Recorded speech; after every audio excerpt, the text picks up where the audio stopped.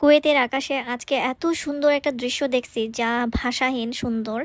আজকে অফিসে যাই নাই, সো শুয়েছিলাম বিকেল বেলাটাতে, হঠাৎ করে গ্লাসের ভিতর থেকে দেখতে পেলাম আকাশে একদম লাল টুকটুকে কিছু একটা জ্বলতেছে।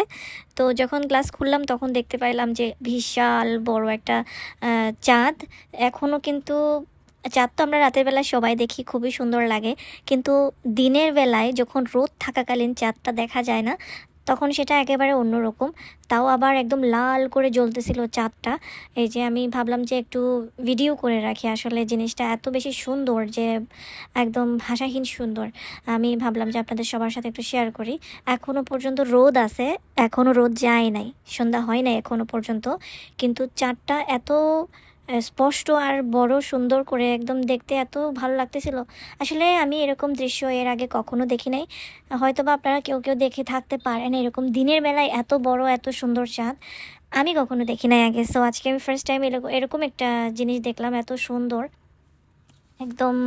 মাঝে মাঝে আকাশে চাঁদ দেখা যায় এখানে, কিন্তু অর্ধেক কিংবা সাদা কালার, একটু সাদা টুকরার মতো এরকম।